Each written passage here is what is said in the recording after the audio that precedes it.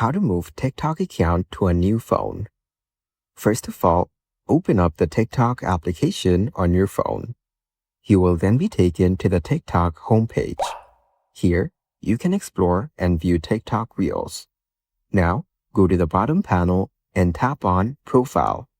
Here, you can edit and view your profile information. Now, go to the top right corner and tap on the menu. Then, go to Settings and Privacy from the bottom. Here, scroll down to the end and tap on Log Out.